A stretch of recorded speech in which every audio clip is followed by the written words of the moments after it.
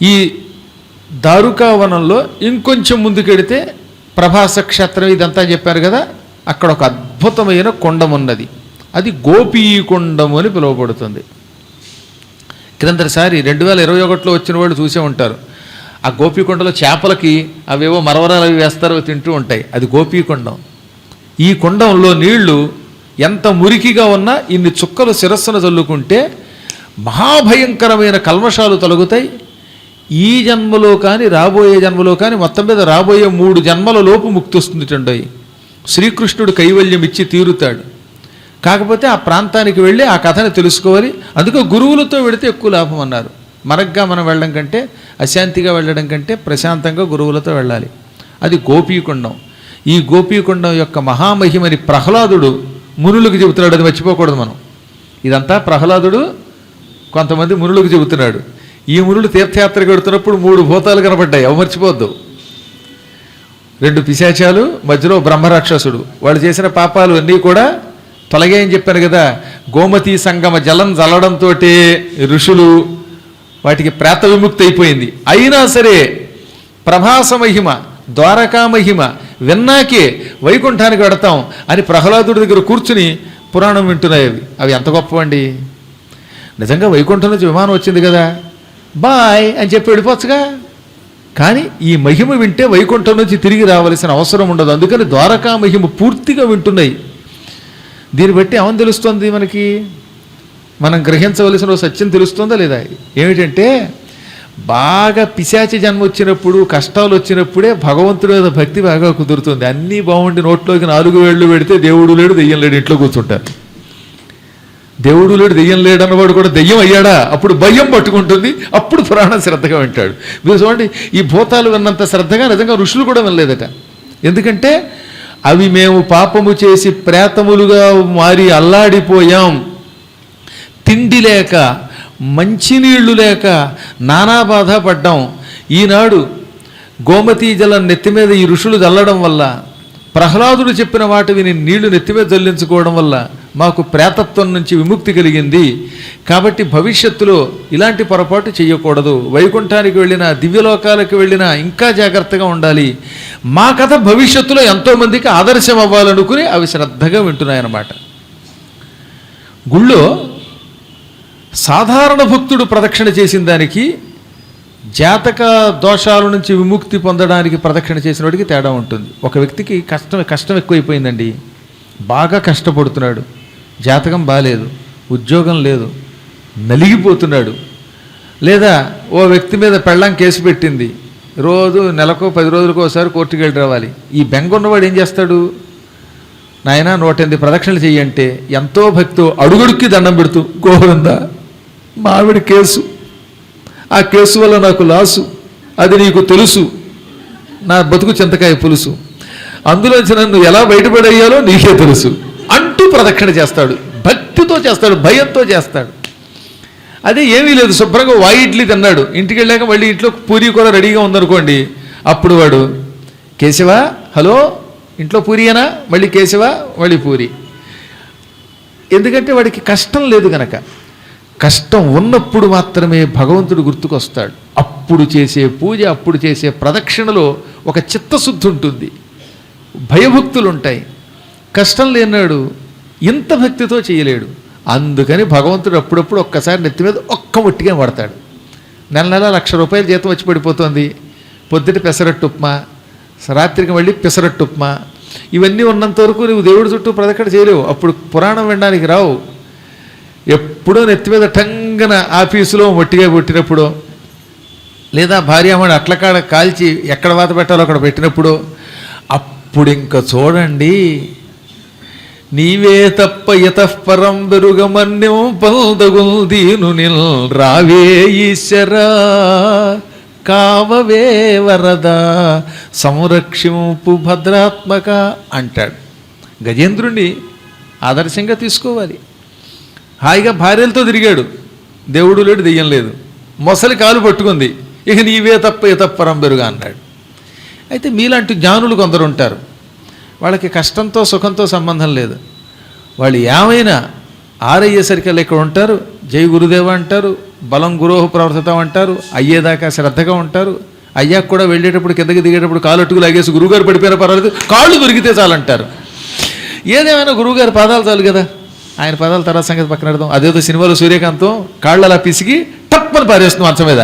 అయ్యి బాబాయ్ నా కాళ్ళు అంటే ఈ పూటకి నా పాదసేవ అయ్యింది, పాదసేవ అయ్యాక నీ కాళ్ళు ఉంటేనంటే పోతేనే అంటారు. అలాగా. కాబట్టి ఏదేమైనా ఆ పాదాలు దొరికితే చాలనే భక్తి ఉంటుంది. అది కొంతమంది భక్తుల దగ్గర కనపడుతుంది, ఇదిగో మీలాంటి మహానుభావుల దగ్గర కనపడుతుంది. కానీ సాధారణంగా లోకంలో దుఃఖం వచ్చినప్పుడే భగవంతుడు గుర్తుకొస్తాడు. అందుకే కబీర్ దాసు దుఃఖమే సుమిరన్ను సబ్బకరై సుఖమే కియాన కోయ్, సుఖమే సుమిరన్ను ఎది కరై తో దుఃఖకా హే హోయ్ అన్నాడు. దుఃఖం వస్తే ప్రతివాడికి స్మరించాలనే కోరిక వస్తుంది. సుమిరన్ అంటే స్మరణ అన్నమాట. స్మరించాలనే కోరిక వస్తుంది. కేశవ మాధవ అంటాడు, శివ చంద్రచూడ మదనాంతక సూలపాణి అంటాడు. సుఖం వస్తే అన్నీ మర్చిపోతాడు. సుఖం వచ్చినప్పుడు ఎక్కడ లేని ఆనందం కలుగుతుంది కదా. మీసం వెలేసి నేను ఎంత గొప్పవాడిని అనుకున్నారు, రూపాయి లేకుండా సిటీకి వచ్చానండి, ఇంత సంపాదించానండి, ఇదంతా నా ఘనకార్యం అండి అంటాడు. అదే కష్టం వస్తే తన ఘనకార్యం అండండోయ్, అంతా కలిసి కుట్ర చేశారండి, నన్ను మోసం చేశారండి అంటాడు. సుఖమేమో తనదట, డబ్బు సంపాదిస్తే అది తన ఘనకార్యంట, కష్టం మాత్రం పక్కవాళ్ళు అంటగట్టారట. ఇది మానవ లక్షణం. సుఖం వచ్చినప్పుడు భగవంతుడి స్మరించడు, దుఃఖం వచ్చినప్పుడు స్మరిస్తాడు. అందుకని కబీర్ ఏమన్నాడు, ఓరి వెర్రివాడా, సుఖంలో ఉన్నప్పుడే నిరంతరం భగవంతుణ్ణి విడిచిపెట్టకుండా స్మరిస్తే, గట్టిగా పట్టుకుంటే నీకు దుఃఖం రాదు, వస్తే తట్టుకునే శక్తి వస్తుంది. కాబట్టి నిత్యం విడిచిపెట్టకుండా ఆ పదాలు స్మరించాలి, ప్రహ్లాదుడిలా స్మరించాలి. అలా స్మరిస్తే అగ్ని, జలం, వాయువు, ఆకాశం ఇలాంటి పంచభూతాలు ప్రహ్లాదుడిని ఏమీ చేయలేకపోయాయి. పాములు కాటేస్తే ఆయన ఏమీ చేయలేకపోయాయి. భయంకరమైన కొండల మీద నుంచి కిందకు తోస్తే కూడా ఆయనకి ఏమవ్వలేదు. ఎందుకంటే అలా పట్టుకున్నాడు, పట్టుకోవడం అలా పట్టుకోవాలన్నమాట. ఇక్కడికి వస్తూ ఉంటారు శ్రీనివాసులు సురేష్ గారు, ఆయన భక్తి అటువంటిదే. వాళ్ళ అమ్మాయి పెళ్ళికి ఆరు బయట పెద్ద ప్రయత్నం చేశారు, పందిరి వేశారు, ఆకాశం అంతా మేఘావృతం, వర్షాలు కురుస్తున్నాయి. బయట కనుక వర్షం కురిస్తే ఈ మొత్తం పందిరే ఏవో ఫంక్షన్ అంతా పాడైపోతాయట. 40 నిమిషాలు ఫంక్షన్ పడుతుంది, ఈ ఫంక్షన్ అయ్యేదాకా వర్షం చుక్క పడదు, ఇది మా గురువు గారి మీద నాకున్న నమ్మకం అన్నట్టయినా. వాళ్ళ అల్లుడు గారు చెప్పుకుని ఆశ్చర్యపోతున్నారు. నిజంగానే ఆ కాసేపు వర్షం కురవలేదు, ఆయన ఫంక్షన్ అయిపోయింది, ఇంటికి వెళ్ళాడు, ఫంక్షన్ అయింది, టెన్షన్ తీరింది, కురిసింది కుంభవృష్టి, మొత్తం పందిరి కొట్టుకుపోయింది. అది వాళ్ళ చిత్తశుద్ధి, గురుశక్తి కాదు, గురు భక్తి. గురు భక్తి గొప్పది శక్తి కంటే, భగవంతుడి కంటే భగవద్భక్తి గొప్పదన్నారు. ఆ భక్తి గట్టిగా పట్టుకుంటే ఎంత లాభమో ఈ గోపీకొండ కథ తెలియజేస్తోంది. ప్రభాస క్షేత్రం దగ్గర గోపీకొండంలో నీళ్లు చల్లుకుంటే సకల శుభాలు కలుగుతున్నాయే, కారణం ఆ గోపీకొండం ఎలా ఏర్పడిందో మనం తెలుసుకోవాలి. ఒకప్పుడు శ్రీకృష్ణ పరమాత్ముడు ద్వారకా నగరంలో ఉండగా నారద మహర్షి అక్కడికి వచ్చాడు. నారదునికి కృష్ణుడి గొప్పతనం తెలుసు, అయినా అప్పుడప్పుడు ఆయన కూడా మాయలో పడిపోతాడు. అంటే దీన్ని బట్టి మేము కూడా మాయలో పడతాం. నారదుడు నేనే కదా, నారదుడు మాయలో పడ్డాడంటే నేను పడ్డట్టే. ఒక్క క్షణకాలం అప్పుడప్పుడు పడతాం, తప్పదు. మరి సకల లోకేశ్వరుడైన శ్రీకృష్ణ పరమాత్ముడు ఈ 16,000 మంది భార్యలతో, అది కాక అష్ట మహిషులతో, ఇంతమంది పిల్లలతో ఎలా పడుతున్నాడో చూద్దాం. సామాన్య మానవుడు ఇంట్లో ఒక్క పెళ్ళంతోటే పడలేడు కదా.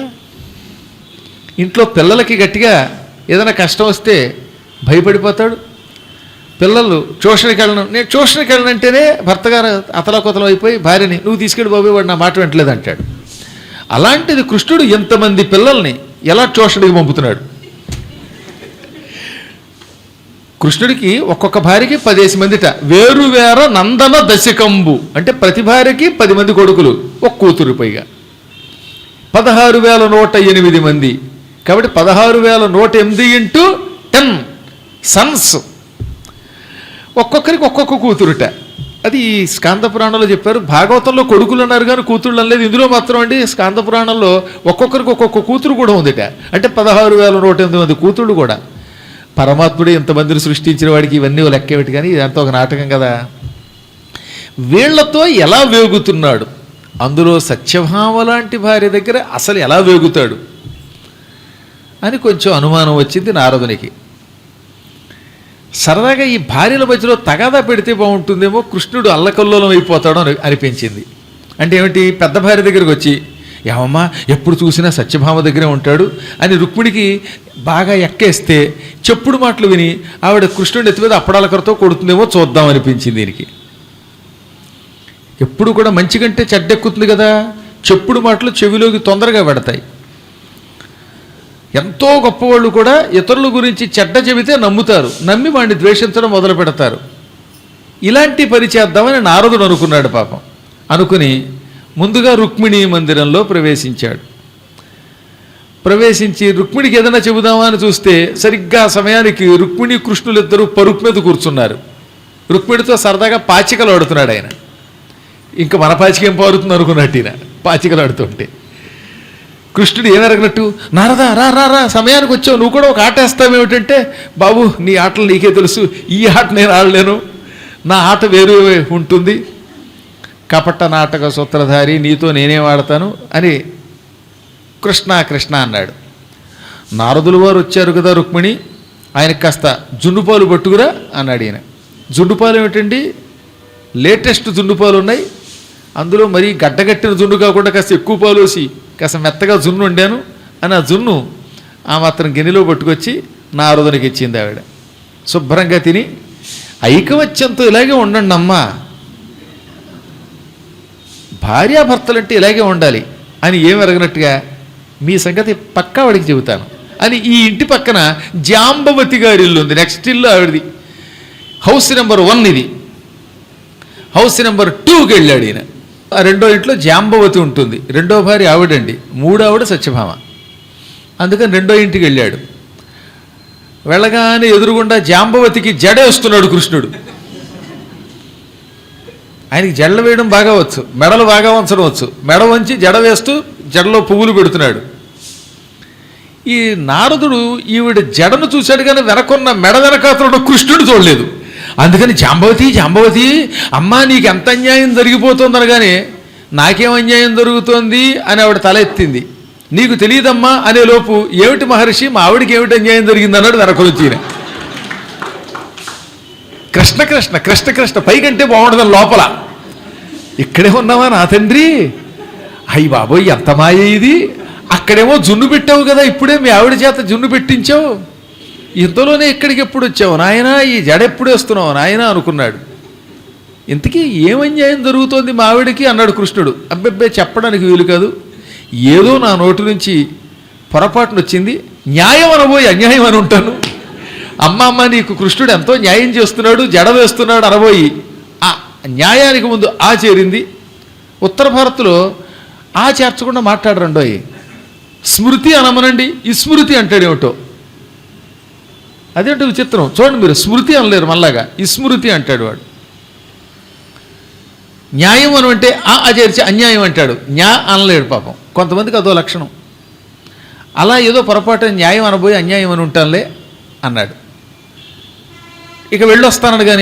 జాంబవతి స్వాములు వారు వచ్చారు, పాపం ఏం తిన్నాడో లేదో, ఏదో పక్కన జున్ను తిని కూడా ఏం తిన్నాడో ఏం తినలేదో, కాసిన పాలు ఇవ్వకూడదా అంటే ఈయన ఎగాదిగా చూసి ఇప్పుడే కదా జున్ను పెట్టావు, ఏం తిన్నానో ఏం తినలేదో అంటావు అనుకుని సరే పాలిస్తే తాగుతానన్నాడు. జాంబవతి గారు పట్టుకొచ్చారు, డబ్బాడు పాలు ఇచ్చారు, తాగాడు.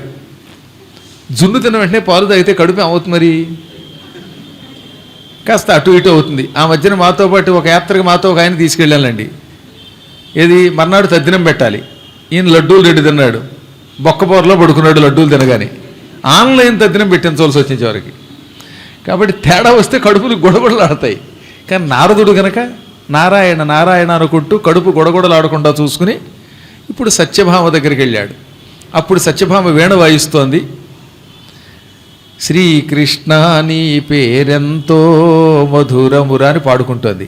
అమ్మయ్య ఈవిడు ఒంటరిగా దొరికిందనుకుని, అమ్మ సత్యభామ నీకు ఎంత అన్యాయం జరిగిపోయింది తల్లి, శ్రీకృష్ణుడు నిన్ను అస్సలు పట్టించుకోవడం లేదు తల్లి, ఎంతసేపు ఆ రుక్మిణి దగ్గర జాంబవతి దగ్గరే ఉంటున్నాడు అనేలోపు ఏమిటి నారద మహర్షి, మా ఆవిడ ఇంత చక్కగా పాట పాడుతూ ఉంటే నేను పక్కన కూర్చుని వింటూ ఉంటే మీరు ఏదో మాట్లాడుతున్నారు అన్నాడు కృష్ణుడు. పక్కనే ఉన్నాడు ఆయన.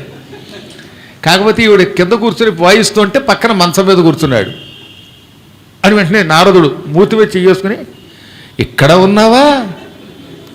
ఓ చోటేమో పాచికలు, ఇంకో చోట జడ, ఇక్కడ వీణ, ఆవిడ వాయిస్తూ ఉంటే వీణావాద్యం వింటున్నావా అని గబుక్కులు లేవబోతుంటే, ఏదో అన్యాయం చేస్తున్నాడు నీ మొగుడు అని మా ఆవిడకి ఏదో చెప్పడానికి వచ్చినట్టున్నావనగా, లేదండి, నా మాటలో ఈ మధ్యన ఏదో తడబాటు వచ్చింది.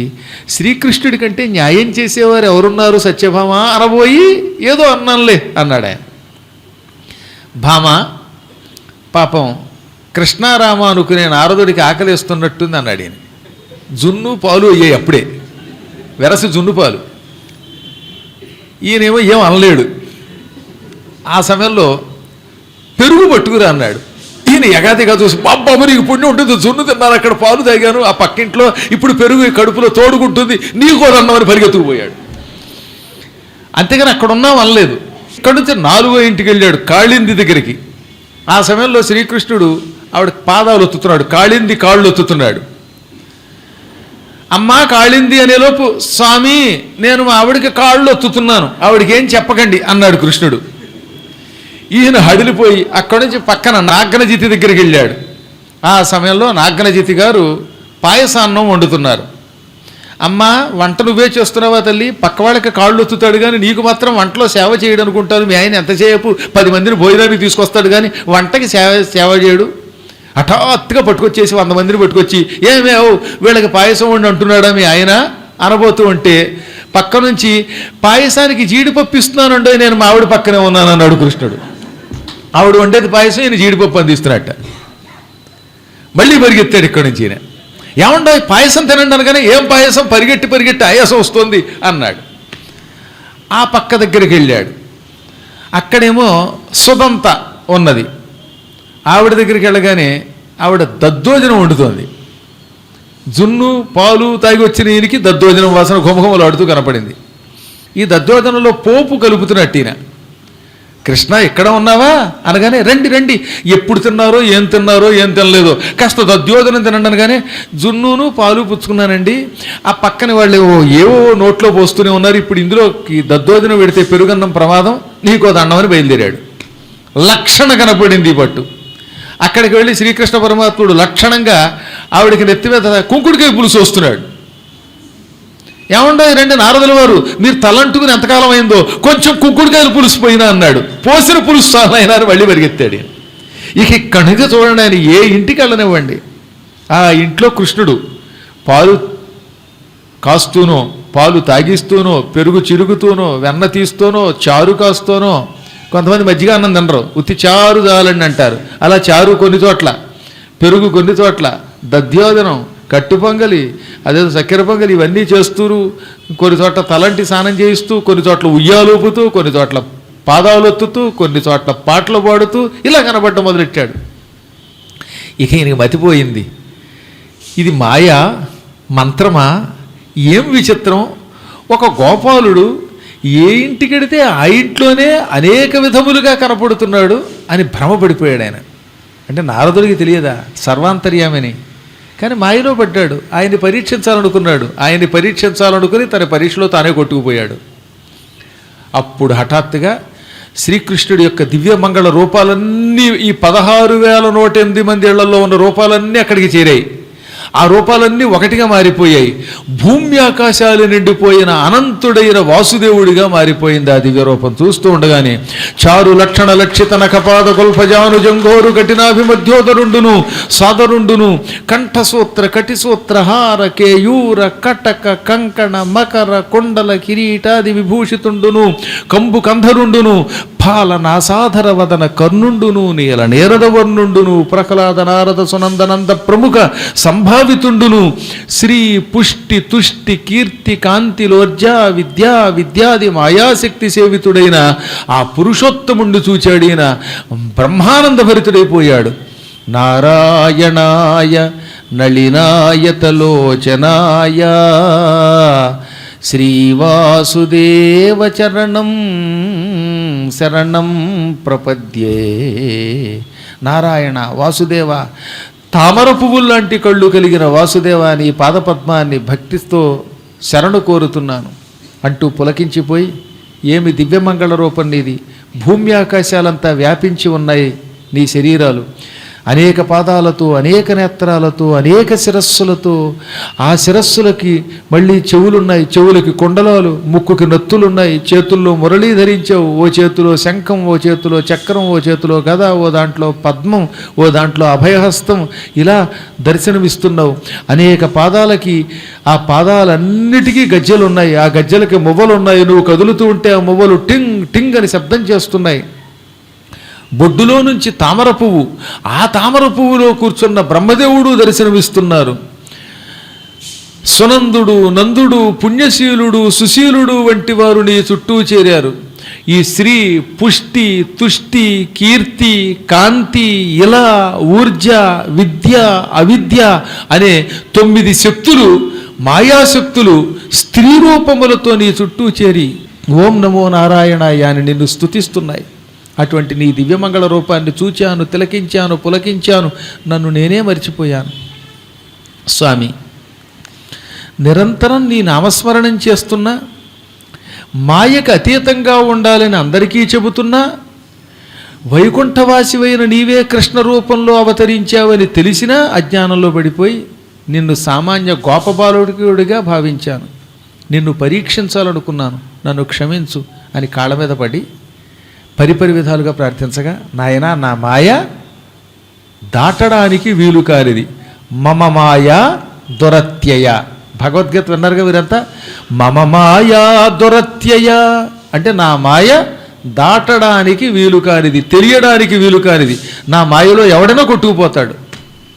ఈ మాయను దాటాలంటే మళ్ళీ నన్నే పట్టుకోవాలన్నాడు ఆయన. అందువల్ల ఈ మాయ వల్లే ఇన్ని భేదాలు ఏర్పడతాయి. రోజు మనం కొలిచే పరమాత్మను కూడా మర్చిపోవడానికి గల కారణం మాయ.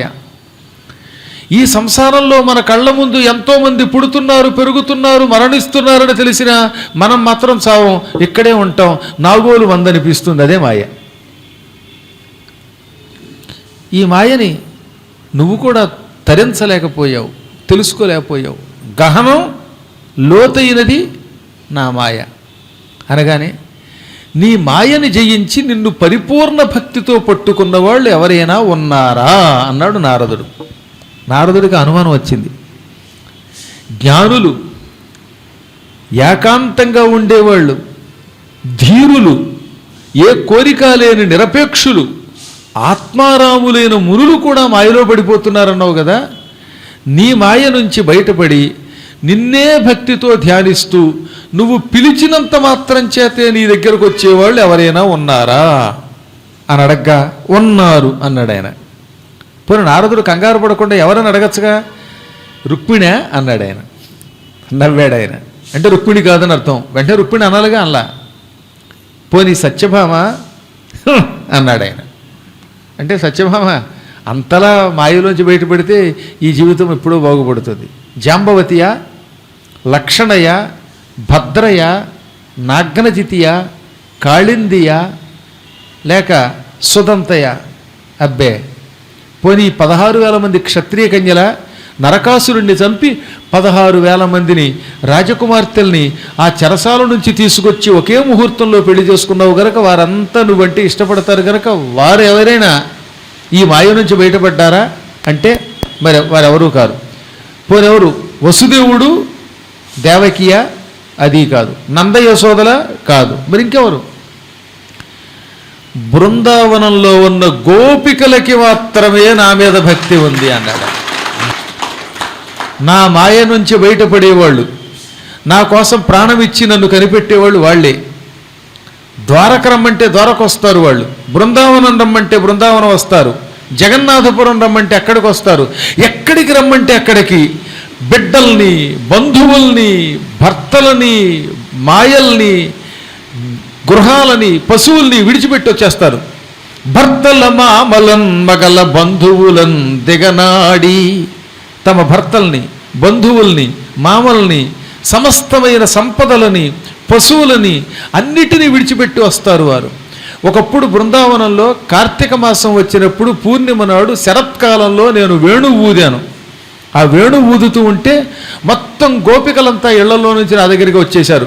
ముసలావిడ దగ్గర నుంచి చిన్నపిల్ల దాకా మొత్తం బృందావనం అంతా ఖాళీ చేసి నా దగ్గరకు వచ్చేశారు. వారంతా కీకారణ్యంలోకి వచ్చారు. పైగా బృందావనం అంటే చాలా పెద్దదండోయ్. ఆ అడవి దాదాపు 64 చదరపు మైళ్ళ విస్తీర్ణమైన అడవి. ఆ అడవిలో యమునా నదీ తీరంలో ఒక చోట కృష్ణుడు కూర్చుని మురళి ఊదాడు. ఊదడంతో మొత్తం అంతా ఆయన దగ్గరికి వచ్చారట. భర్తకి పాదాలు ఒత్తుతోంది ఒక ఆవిడ. తప్పమని ఆ పాదాలు మంచం మీద కొట్టేసి మా కృష్ణుడు అని ఆయన దగ్గరకు వచ్చేసింది. ఒక ఆవిడ పిల్లలకి పాలు ఇస్తోంది. ఆ పాలు ఇవ్వడం మానేసి వచ్చేసింది. ఈ విధంగా భర్తలకి పాదసేవ చేసి చెయ్యక, పిల్లలకి పాలు పోసి పొయ్యక, స్నానం చేస్తున్న వాళ్ళు మధ్యలోనే చేసి చెయ్యక, అన్నం తింటూ తినక, కొంగు ముడి వేసుకుంటూ వేసుకోక, జుట్టు ముడి వేసుకుంటూ వేసుకోక, పువ్వులు తురుముకోక అన్నీ విడిచిపెట్టి ఏదో వర్షాకాలంలో నదులు ప్రవహిస్తూ సముద్రం కేసి వెళ్ళిపోయినట్టుగా కృష్ణుడి దగ్గరికి వచ్చేశారు వారంతా. అప్పుడు కూడా కృష్ణుడు వాళ్ళని మళ్ళీ పరీక్షించాడు. వాళ్ళంతా దగ్గరకు వచ్చి కృష్ణుడు చుట్టూ చేరి కృష్ణ కృష్ణ అని తాండవం ఆడుతూ ఉంటే టక్కున మురళీనాదం ఆపి వాళ్ళకేసి చూశాడు. ఒక్కసారి మురళీనాదం ఆపడంతో అప్పటిదాకా తమను మరిచిపోయి అసలు తాము ఇక్కడికి వచ్చామనే విషయం కూడా తెలియక ఉన్నటువంటి గోపికలు కళ్ళు విప్పి చూశారు. అది భయంకరమైన బృందావనం. ఏ వైపు చూచిన సింహాలు పులులు ఉన్నాయి. అటువంటి చోట ఇళ్ళుకి దూరంగా, భర్తలకి దూరంగా కృష్ణుడి దగ్గరికి వచ్చాం. ఇదంతా కృష్ణుడి యొక్క గానామృతంలో ఉన్న శక్తి అని కనిపెట్టారు. ఇహలోకంలోకి వచ్చారు, స్పృహలోకి వచ్చారు. అంటే అప్పటిదాకా వాళ్ళకి ఏం జరిగిందో కూడా తెలియదు అనమాట. అంత మమకారంతో, అంతటి భక్తితో వచ్చేశారు వారు అక్కడికి. అప్పుడు కృష్ణుడు వాళ్ళని పరీక్షించాడు. మేలా మీకు భయంబు పుట్టదు గదా మీ మందకుల్, సింహశార్దూల అనేకప ముఖ్యముల్ తిరిగడిల్ దూరంబులే తెల్తురే, ఎలా వచ్చి తిరి నిశా సమయమంది చోట వర్తిల్తురే, చాలు జాలు చాలు జాలు లతాంగులారా చనుడా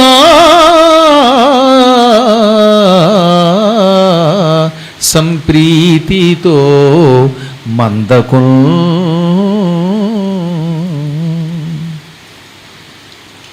ఎందుకు వచ్చారు ఈ అర్ధరాత్రి వేళ? ఇది మీకు న్యాయమా? పైగా ఇక్కడ సింహాలు, పులులు, ఏనుగులు, ఎలుగుబంట్లు, భయంకరమైన సర్పాలు తిరుగుతున్నాయి. ఇటువంటి అడవిలోకి రావడానికి మీకెవరికి భయం కలగలేదా? పాము కాటేస్తే ప్రాణం పోదా? ఈ ఏనుగులు మీదపడి తొక్కితే పీనుగులైపోరా? ఏ సింహమో మిమ్మల్ని కరకర నమిలి గుటుక్కుని తినేస్తే మీ ప్రాణాలు పోవా? ఆ మాత్రం భయం లేకుండా ఈ కేకారణ్యంలోకి, యమునా నదీ తీరంలోకి ఎలా వచ్చారు? ఇంత దూరం ఎలా వచ్చారు? పైగా 5 మైళ్ళు వచ్చేసారట అక్కడికి. వాళ్ళ ఇల్లు అక్కడికి 5 మైళ్ళు దూరంలో ఉంది ఏకంగా. ఇంత దూరం ఎలా వచ్చారు? దూరంబులే తెంతురే. ఇలా మీరు ఇక్కడ తిరుగుతూ ఉంటే మీ వాళ్ళు ఏమనుకుంటారు? మీ మీద అభాండాలు వేయరా? చాలు చాలు అమ్మాయిలు, తిరిగి వెనక్కి వెళ్ళిపోండి, మీ ఇళ్ళకి వెళ్ళిపోండి.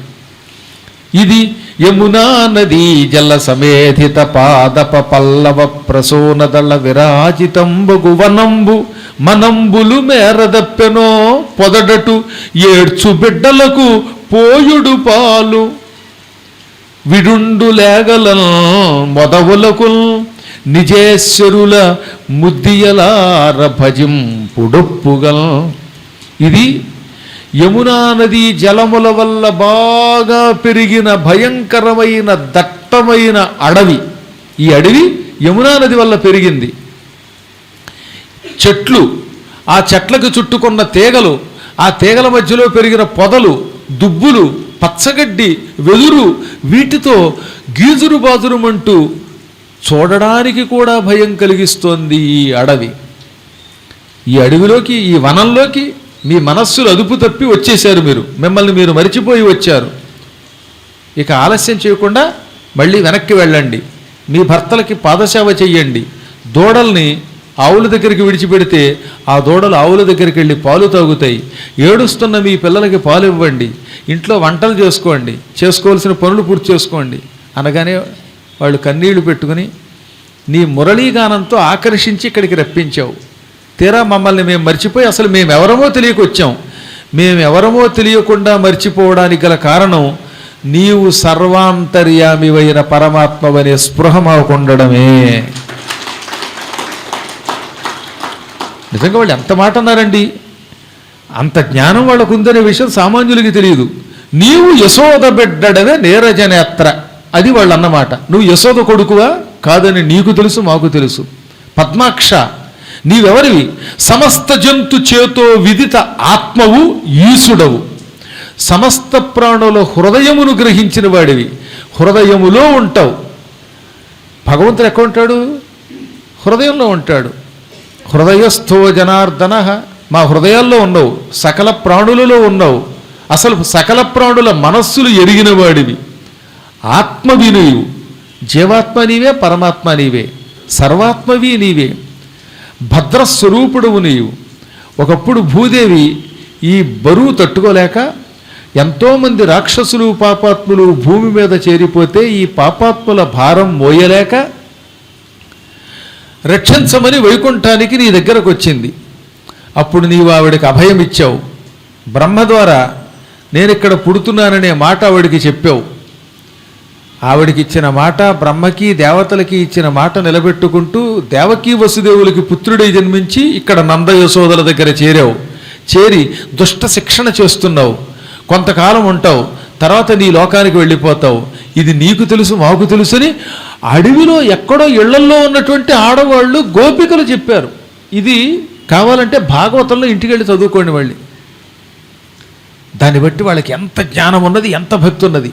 భక్తి జ్ఞానం, జ్ఞానంతో కూడిన భక్తి. అందుకే జ్ఞానభక్తి భక్తి జ్ఞానాలు కూడా ఉన్నాయన్నారు.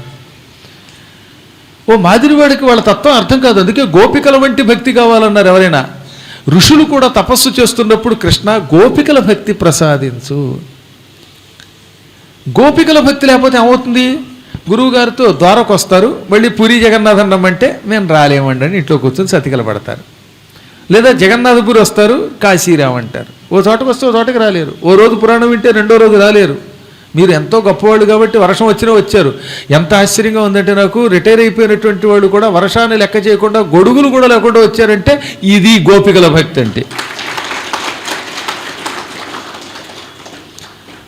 చాలా ఆశ్చర్యకరమైన భక్తి అంటారు దీని అనమాట. సాధారణంగా వర్షం వస్తుంటే ఇళ్లలో కూర్చుని కోడి వెయ్యే, వేడి వేడి పాకోడి, పైగా కొంతమంది కోడి పకోడి వేయించుకుని వర్షాకాలంలో ఇంట్లో కూర్చొని తినడం లేదు పాపం. మీరు పల్లీలు వేయించుకుంటూ వేరుశనగ గుళ్ళు వేయించుకుని తినడం లేదు. లేదా వేడివేడిగా టీలు కాఫీలు తాగుతూ దిక్కుమాల సినిమాలు చూసుకుంటూ పాటలు పాడుకుంటూ ఉండడం లేదు. మీరు హాయిగా వర్షాన్ని కూడా జయించి హర్షంతో భగవత్కథ వినడం అంటే అది గోపికల భక్తి అంటారు. గోపికల భక్తి వంటి భక్తి రావాలంటే నీచులతో స్నేహం చేయకూడదు. నేను చెప్తున్నాను నిజంగానే. ఒక ఆవిడ ద్వారకు వచ్చిందండి, పాపం పూరి వచ్చేలోపు దరిద్రురాలు ఈవిడికి ఫోన్ చేసి పాడు చేసేదిట. మొత్తం పూరి జగన్నాథ యాత్ర పాడు చేసుకుని సర్వనాశనం ఇంట్లో కూర్చుంది. కాబట్టి నీచ సాంగత్యం కూడా చాలా డేంజర్. ఎప్పటికప్పుడు మనుషులు సంస్కారంతో ఉండాలి. పరమభక్తి ప్రపంచంలో ఎవరికైనా ఉందంటే అది కేవలం గోపికల భక్తి మాత్రమే. మీరాదేవి పూర్వజన్మలో గోపిక, చిన్న పొరపాటు వల్ల మళ్ళీ పుట్టింది. అందుకే మీరా భజనలో ఏమందో తెలుసా ఆవిడ, నేను పూర్వజన్మలో గోపికని, ఆ వాసన వల్లే బృందావనానికి వచ్చాను. నిజంగా గోపికలు ఎంత భాగ్యం చేసుకున్నారో ఆ రోజుల్లో, కృష్ణుడు వెంటపడ్డారు అని పులకించిపోతుంది ఆవిడ. ఆవిడ బృందావనంలో అడుగు పెట్టిందండి, అన్నం తినకుండా 7 రోజులు ప్రయాణం చేసిందిట, తిండి లేకుండా. నీరసంతో పడవలో ఒరిగిపోయింది పాపం. ఒకసారి ఆలోచించండి, 7 రోజులు తిండి లేకుండా రాజస్థాన్ నుంచి బృందావనం వచ్చింది. పడవలో కూర్చోమనగానే సోలిపోయింది పాపం నీరసంతో. అతి కష్టం మీద యువతల ఒడ్డుకు వచ్చాక పడవాడు అన్నాడు, అమ్మ బృందావనం వచ్చిందనగానే ఇంత నీరసంతో కళ్ళు తిరిగి పడిపోయినవాడ టక్కును కూర్చుని పడవలోంచి చెంగును దూకిందిట. అసలు పడవలోంచి ఇంత నీరసంతో ఉన్నవాడ, ఆకలికి మాడిపోతున్నవాడు ఎలా దూకింది? అదే భక్తి. ఆవిడ కీర్తనలో రాస్తుందనమాట. యాదు ఆవే యాదు ఆవే బృందావన్కే నందకిశోర యాదు ఆవే యాదు ఆవే. నాకు గుర్తొస్తున్నది బృందావనంలో నందకిశోరుడు ఇక్కడ తిరిగాడు, ఇక్కడ గోవుల్ని మేపాడు, ఇక్కడ దూడలు పరిగెత్తాయి, ఇక్కడ గోపికలతో విహరించాడు, ఇక్కడ రాసక్రీడలాడాడు, ఇక్కడే యజ్ఞం జరిగింది, ఇక్కడ వృషభాసురుడిని సంహరించాడు అని పాడుకుంటూ ఉత్సాహంతో తిరిగేసింది. ఇక్కడ ఆవిడికి శరీరంలో భోజన శక్తి లేదు. ఏ శక్తి? భజన శక్తి. భోజన శక్తి కంటే భజన శక్తి గొప్పదని నిరూపించింది ఆవిడ. తీరా అక్కడికి వెళితే అక్కడ మహానుభావుడు వాళ్ళ గురువు గారు ఏకనాథుడి దగ్గరికి వెళ్ళింది. ఆయన చాలా గొప్పవాడు.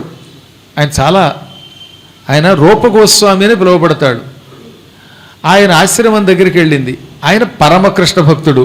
ఆయన ఆశ్రమం దగ్గర ఇక్కడ స్త్రీలకు ప్రవేశం లేదని బోర్డు ఉంది. యహా స్త్రీయోంకేలియే ప్రవేశనహి అని పెట్టుకున్నాడు ఆయన. అక్కడికి వెళ్ళింది ఈవిడ పాట పాడుతూ. ఎంతలో శిష్యుడు వచ్చాడు. ఈ శిష్యుడు రోజు గురువుగారు నైవేద్యం పెట్టగానే వెన్నంతా ఈయనే తింటాడు. దాంతో కొంచెం నున్నగా ఉన్నట్టు ఈ మాత్రం, ఇంత పెద్ద పొట్టతో దిట్టంగా ఉన్నాడు. అప్పుడప్పుడు గురువులు బక్కగా ఉంటారు, శిష్యులు కొంచెం దిట్టంగా ఉంటే మెడట్టు గంటేయచ్చు ఎవడనో వస్తే.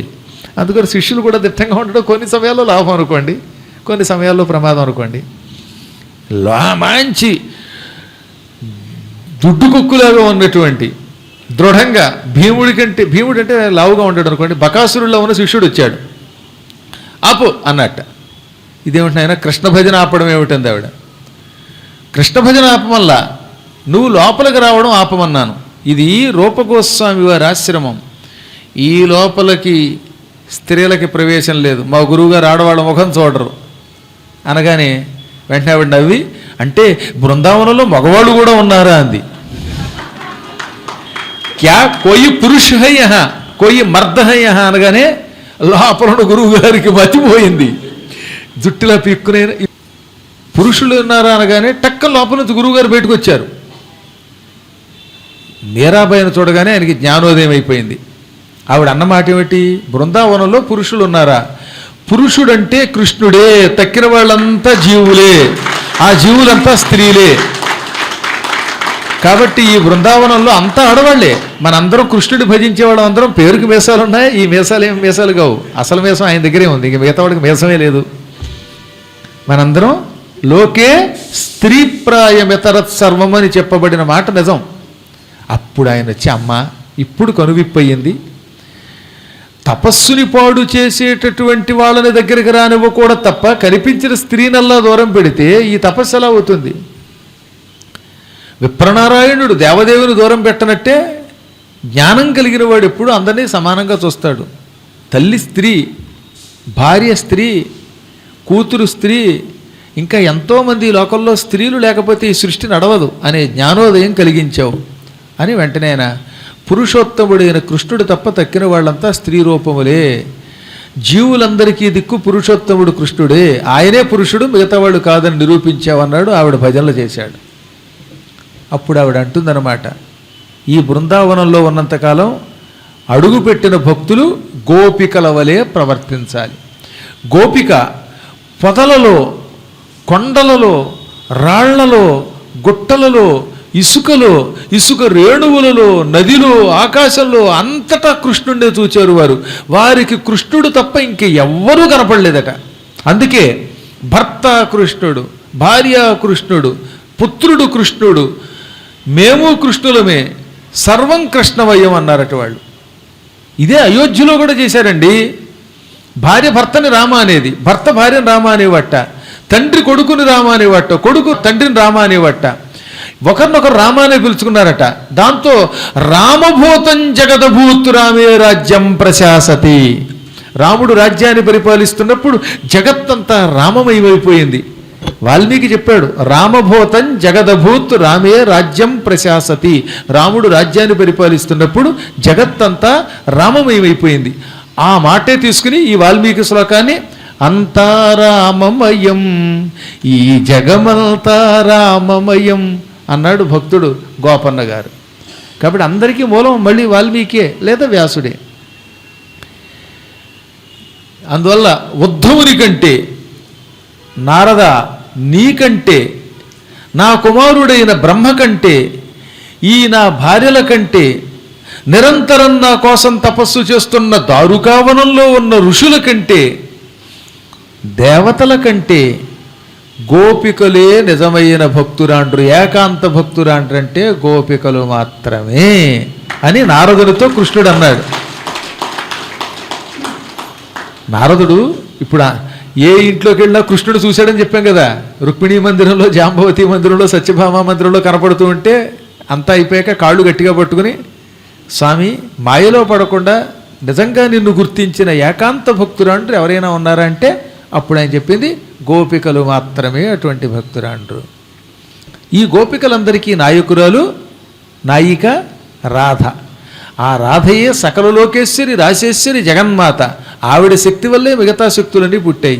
ఆ రాధా నాయకత్వంలో గోపికలు నిరంతరం బృందావనంలో క్రీడిస్తారు. నేను అవతారం చాలించినా వాళ్ళు బృందావనంలోనే ఉంటారు. కలియుగాంతం వరకు బృందావనంలో అదృశ్య రూపంలో తిరుగుతారు. కలియుగాంతం అయిపోయాక అప్పుడు వాళ్ళు గోలోకానికి వస్తారు. ప్రస్తుతం ఆ గోపికలంతా బృందావనంలో వ్రజభూమిలో ఉన్నారు. వాళ్ళు పొదలలో, నదులలో, అన్ని చోట్ల కృష్ణ నా కోసమే తిరుగుతూ ఉంటారు. నాపై చిత్తములుంచుచు మనములో నన్నే ప్రశంసింపుచు, నా మీద మనస్సు పెట్టుకుని, మనస్సులో నన్నుంచుకుని, నన్నే నిరంతరం ప్రశంసిస్తూ కృష్ణ కృష్ణ కృష్ణ అంటూ నిరంతరం తిరుగుతున్నారు వారు. కాబట్టి వాళ్ళకంటే భక్తి ఎవరుకున్నది? నేను ఒకప్పుడు బృందావనంలో వారితో రాసక్రీడలాడుతూ క్షణకాలం వాళ్ళని పరీక్షించటానికి అదృశ్యమైపోయాను, కనపడకుండా మాయమైపోయాను. నేను అలా మాయమైపోతే అప్పుడు వాళ్ళు బృందావనం అంతా తిరిగారు, నా పేరు తలుచుకున్నారు. చెట్టుని, పుట్టని, గుట్టని కూడా కృష్ణుడున్నాడా అని అడిగారటండి వాళ్ళు. నల్లనివాడు పద్మనయనంబులవాడు, కృపారసంబుపై జల్లెడివాడు, మౌళి పరిసర్పిత పింఛమువాడు, నవ్వు రాజిల్లెడి మోమువాడొకడు, నవ్వు రాజిల్లెడి మోమువాడు ఒకడు, చెల్వల మానధనంబుదోచే ఓ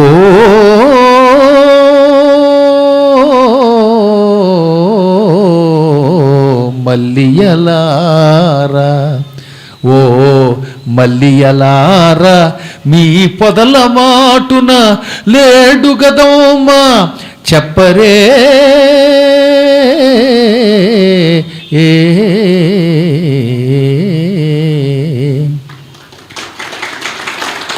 అంగజునైన చూడ, అంగజునైన చూడ హృదయంగముడై కరగిల్చువాడు, అంగజునైన చూడ హృదయంగముడై కరగిల్చువాడు, శ్రీరంగదురంబువాడు, మధురంబగు వేణురవంబువాడు, మమ్మంగజు పువ్వు దూపులకు నగ్గము చేసి లవంగలొంగ నారంగములారా, లవంగలొంగ నారంగములారా, మీ కడకు రాడు గదా దయనున్న చెప్పరే ఏ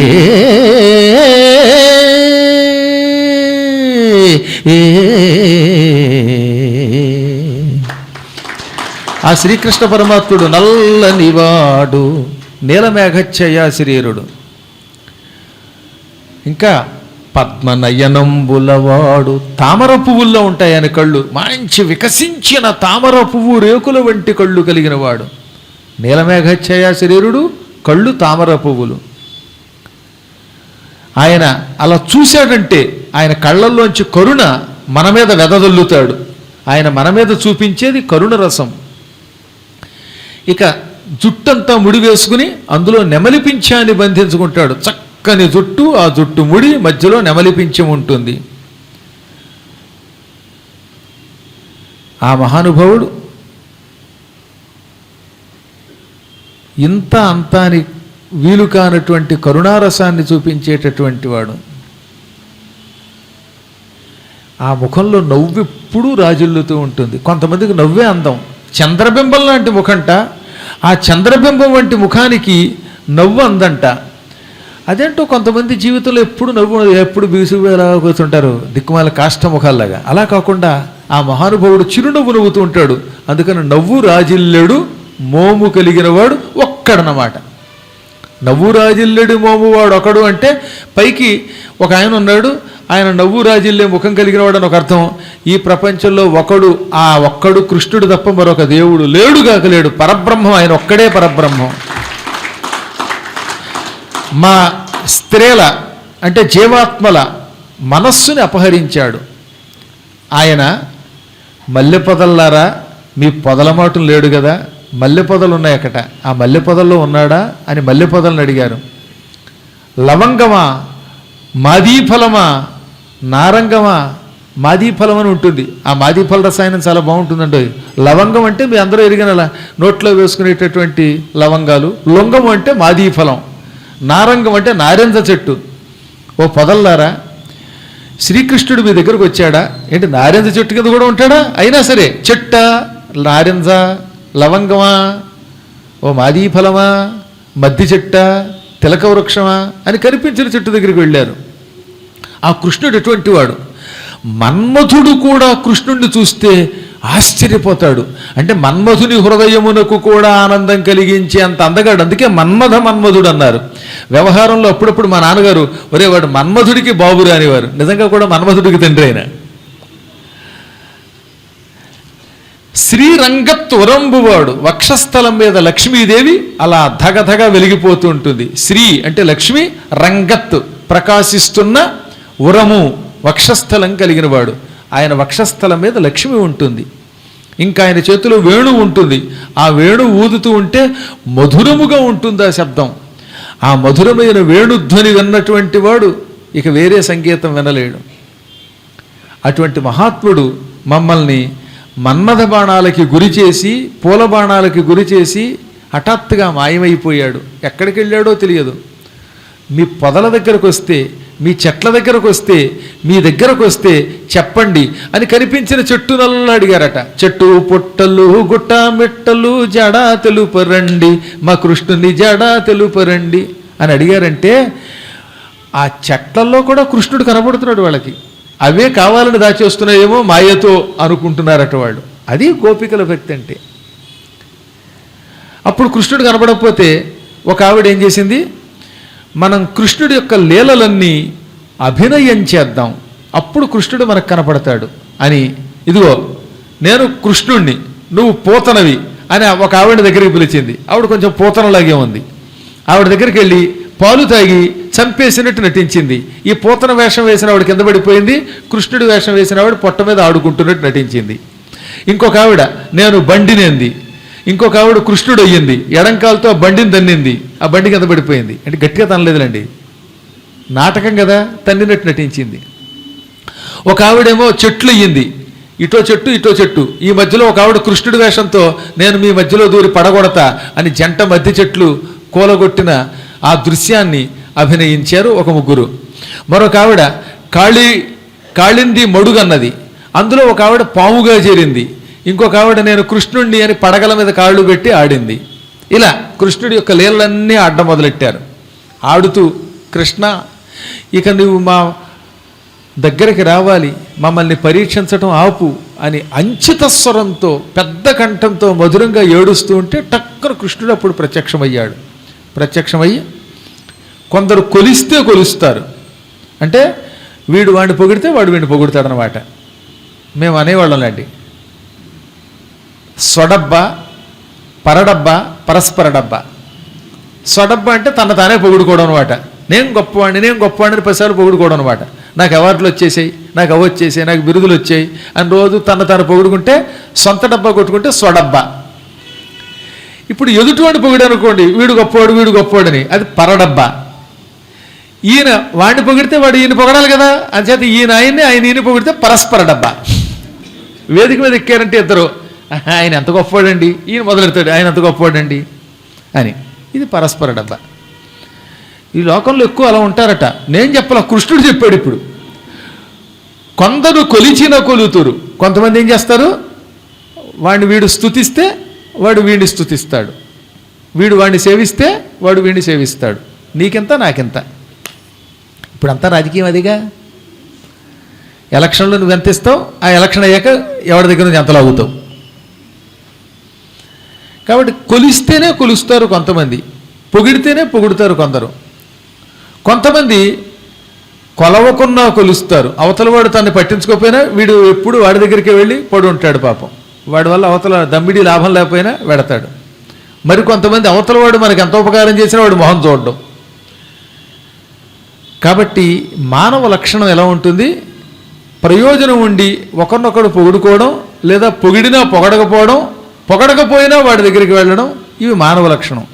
నేను ఇందులో ఎవరినీ కాను, నాకెవరితో ప్రయోజనం లేదు, నేనెవరిని నిందించను, నేనెవరిని ప్రశంసించను, కారణం సర్వము నేనే, మాయాతీతుణ్ణి నేను.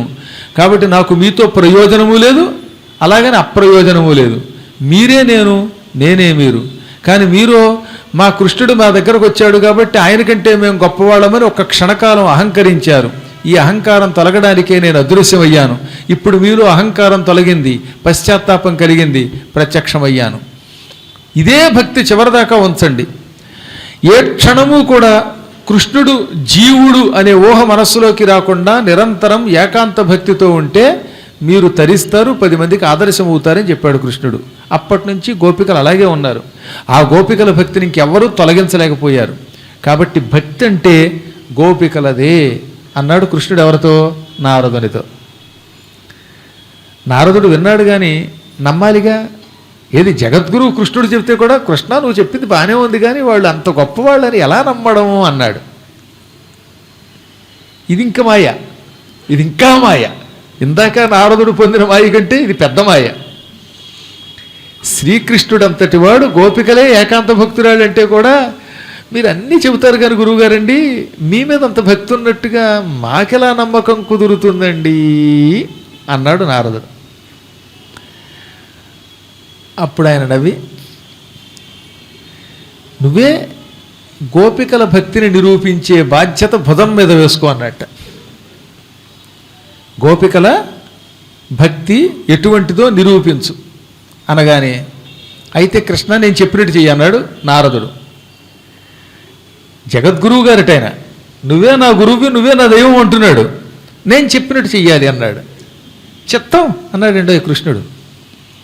కృష్ణుడు ఇంకా కొంటివాడు కదా. నారదా నువ్వు ఎలా చెబితే అలా చేస్తాను, నువ్వు మునివి, నారాయణ భక్తుడివి, నారాయణ స్మరణం చేసేవాడివి, జ్ఞానివి, నీ వల్లే కదా మేము అందరం బతుకుతున్నాం, నువ్వు లేకపోతే నా కథ ఎవరు చెబుతారు అన్నాడండోయ్. మళ్ళీ బొట్లో వేసుకున్నాడు ఆయన. నువ్వు లేకపోతే నా కథ ఎవరు చెబుతారు, నువ్వు లేకపోతే నా మహిమను చాటేవాడెవడు, సరే అన్నట్ట. ఈ క్షణం నుంచి నాకు తలనొప్పి వచ్చింది అని మంచం మీద పడుకో అన్నాడు ఆయన. వెంటనే కృష్ణుడు అమ్మ బాబోయ్ హెడ్ఏక్ హెడ్ఏక్ అని తలకాయ పట్టుకున్నాడు. తలనొప్పోయి తలనొప్పోయి అని, ఇక ఒకటే తలనొప్పి. పైగా బాబోయ్ తలనొప్పి, బాబోయ్ తలనొప్పి అని మూలుగుతూ ఒకసారి, పెద్ద పెద్ద కేకలేస్తూ ఒకసారి, కాళ్ళు చేతులు కొట్టుకుంటూ మంచం మీద పడుకోగానే నారదుడు కంగారు పడినట్టు నటించి, ఇదంతా ఆయన నాటకమేగా మరి, రుక్మిణి దగ్గరికి వెళ్ళాడు. అమ్మా రుక్మిణి అన్నాడు. ఆవిడ పరిగెత్తు వచ్చింది. జాంబవతి, సత్యభామ, కాళింది, లక్షణ, భద్ర, నాగ్నజితి, ఇలా అందరూ పరుగులు వచ్చేశారు. తక్కిన భార్యలు వచ్చారు. ఈ గందరగోళంలో కొడుకులు వచ్చారు, కూతుళ్ళు వచ్చారు, మనవలు వచ్చారు, మనవరాండ్రు వచ్చారు. అందరూ కూడా పరుగులు వచ్చారు. ప్యాసింజర్ లెక్కకుండా మళ్ళీ అంటే క్షణంలో వచ్చేసారు. దేవకీ వసుదేవులు వచ్చారు, బలరాముడు వచ్చాడు. ఇందులో బలరాముడే కిక్కురు మరొకడు కూర్చున్నాడు, ఆయన కానీ తెలుసు. తక్కిన వాళ్ళందరూ వచ్చి ఏమిటి కృష్ణ ఈ అరుపులు అన్నారు.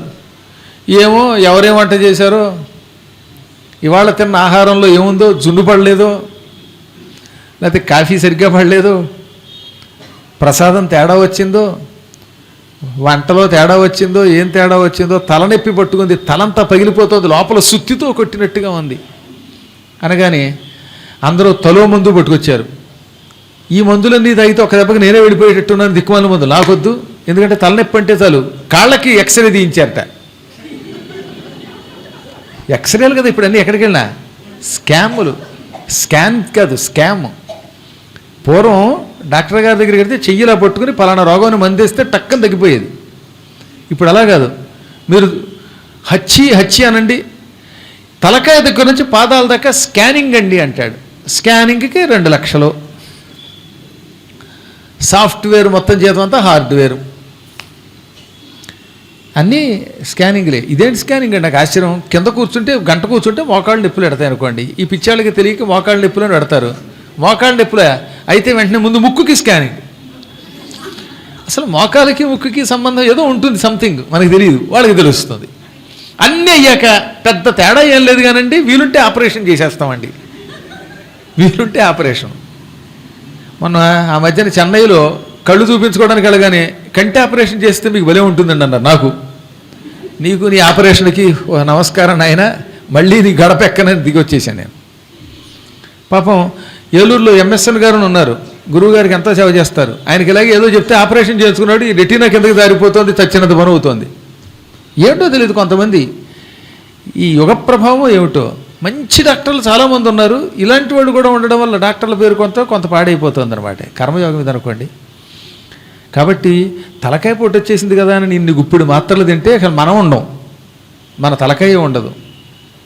రెస్ట్ ఇస్తే హాయిగా కాస్త చారు తగేసి పడుకుంటే చాలు, పొద్దునకి హాయిగా అన్ని రకాలు చెత్త అంతా బయటకు కొట్టుకుపోతుంది. శుభ్రంగా పడుకుని లేచేస్తే తల నొప్పి ఉండదు, ఇంకో నొప్పి ఉండదు, ఏ నొప్పి ఉండదు.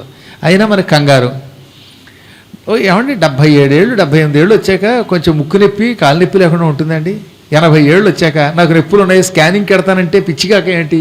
ఇంట్లో కూర్చొని హాయిగా వేళకింత టీ కాఫీ తగ్గి పడుకోక.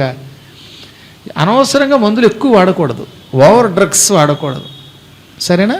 కానీ ఇప్పుడు ఎందుకంటే కృష్ణుడికి తలనొప్పి తగ్గట్లేదని అందరూ తలమందులు నూరారు. వెల్లుల్లిపోయా నూనె నూరి నెత్తికి రాశారు, ఒకళ్ళు నోట్లోకి మందు అన్నారు. నాకేం వద్దు, నాకు ఈ తలకాయ నొప్పులు తగ్గదన్నాడు ఆయన. అయినా సరే బలాత్కారంగా రుక్మిణి మందు వేసింది అని మింగేశాడు ఆయన. అమ్మ బాబోయ్ తలనొప్పి పెరిగింది అన్నాడు. సత్యభామ వచ్చింది, అదేదో బాంబు రాసింది. బాబోయ్ కాముగా ఉడుకో, ఈ బాంబుతోటి ఇంకా చర్మం ఊడిపోతుంది అన్నాడు. ఇంకొక ఆవిడ వచ్చింది, మందు వేసింది. ఎన్ని రకాలు, తాము విన్న మందులు కన్న మందులు అన్నీ వేశారు. ఈ మందులు వేసే కొద్దీ నా అరుపులు పెరిగే తప్ప తరగట్లా. ఇక ఎవరి వల్ల కాదన్నారట. అయితే ఓ పని చేద్దామండి, అశ్విని దేవతలు పిలిపిద్దామండి అన్నాడు వసుదేవుడు. వెంటనే అశ్విని దేవతలు దేవలోకం నుంచి వచ్చారు. వాళ్ళేవో మెడిసిన్స్ పట్టుకొచ్చారు. పాపం వ్యాక్సిన్ కూడా వేసేసారు ఆయనకి. ఇంకా నొప్పి పెరిగిపోయింది అన్నాడు ఈయన. అశ్విని దేవతల యొక్క వైద్యానికి కూడా లొంగకపోతే ఇంక ఈ తలకాయ నొప్పి తగ్గదు అని నిర్ణయానికి వచ్చేశారు మొత్తం ఈ యదువంశస్థులు. అప్పుడు జాలిపడిపోతూ రుక్మిణి, నారద, దేవవైద్యులు అశ్విని దేవతలు కూడా వైద్యం చేయలేకపోతే మా కృష్ణుడి రోగం ఎలా తగ్గుతుంది అని అడగ్గా, ఆ మందేదో ఆయన అడగమమ్మా అన్నాడు ఆయన. నిజానికి అసలు రోగం అంటూ ఉంటేగా మందు. అసలు రోగాలు మనకి భవరోగాలు, ఆయనకి ఏ రోగము లేదు. అయినా సరే ఆయనకి ఏం మందు కావాలో ఆయనకే తెలుసమ్మా. కొంతమందికి వాళ్ళ మెడిసిన్స్ వాడికే తెలుస్తాయి, ఇంకోటికి తెలియవు అనగా, అప్పుడు రుక్మిణి, స్వామి మీ రోగం తగ్గాలంటే, మీ తలనొప్పి తగ్గాలంటే ఏం మందు వేయాలో చెప్పండి. మీకు ఇదివరకు ఎప్పుడైనా బృందావనంలో ఉన్నప్పుడు తలనొప్పి వచ్చుంటే అప్పుడు ఏ ట్యాబ్లెట్ వాడారో మీరు ప్రిస్క్రిప్షన్ చెబితే నేను పరిగెత్తుకుని ద్వారకానగరంలో ఉన్న మెడికల్ షాప్కి వెళతానండి అంది. రుక్మిణి, ఇక్కడున్న మెడికల్ షాప్స్ ఏవి నా రోగం తగ్గించవు. పరమభక్తి కలిగిన వాళ్ళు ఎవరైనా వాళ్ళ పాదధూళి పట్టుకొచ్చి నా నెత్తికి తగిలిస్తే నాకు రోగం తగ్గుతుందన్నాడు ఆయన. వెంటనే సత్యభామ లేచింది. అసలు నాకంటే భక్తురాలు ఎవరు అని వెంటనే ఆవిడ ఇంత పాదధూళి తీసింది, ఆయన నెత్తికి తగిలించింది. బాబు అన్నాడు, ఈయన రోగం పెరిగిందిట. రుక్మిణి అంది, చిచ్చి మన భక్తి మండ, మన కాలిధూళి స్వామికి ఎలా తగిలిస్తాం? తప్పు పాదధూళి ఎలా తగిలిస్తాం? అసలు పాదాల నుంచి మట్టి స్వామికి తగిలించడమే తప్పు, కాబట్టి తగిలించనంది. ఇలా ఒకళ్ళు మట్టి ఇచ్చారు, ఒకళ్ళు ఇవ్వలేదు. మొత్తం గందరగోళం జరిగింది. ఆయనకి రోగం తగ్గలేదు. మధ్య మధ్యలో కృష్ణుడు ఇలా కండువా కప్పుకొని ఓ నవ్వు నవ్వి మళ్ళీ బాబోయ్ అండం. అప్పుడు నారదుడు ఏం చేశాడో తెలుసుకోవాలిగా. రేపు మళ్ళీ యథాప్రకారంగా కార్యక్రమంలోకి అడుగు పెడదాం. నిజంగా కృష్ణ పరమాత్మని అనుగ్రహం ఉంటే మనకి భవరోగాలు తక్షణం తొలగిపోతాయి. అటువంటి స్వామి పరీక్షది. కృష్ణం వందే జగద్గురు అని పిలిచే స్వామివారి పరీక్ష ఇది. చెప్పండి ఒకసారి. వసుదేవసుతం దేవం కంసచాణూరమర్దనం దేవకీ పరమానందం కృష్ణం వందే జగద్గురుం. శరీరే జర్జరీభూతే వ్యాధిగ్రస్తే కళేవరే ఔషధం జాహ్నవీతోయం వైద్యో నారాయణో హరిహి. శరీరం బాగా పాడైపోయినప్పుడు, ఇలా ముసలితనం వచ్చి ముడతలు పడినప్పుడు, శిథిలమైపోయినప్పుడు, శరీరం అంతా వ్యాధితో రోగంతో నిండిపోయినప్పుడు గంగాజలం మంచి ఔషధం. వైద్యుడు ఎవరు? విష్ణువే. నారాయణుడే వైద్యుడు. కాబట్టి విష్ణువు కంటే గొప్ప వైద్యుడు ఎవరూ లేరు. అటువంటి ఆ స్వామివారి యొక్క లీల ఎలా ఉందో రేపటి రోజు కార్యక్రమంలో తెలుసుకుందాం.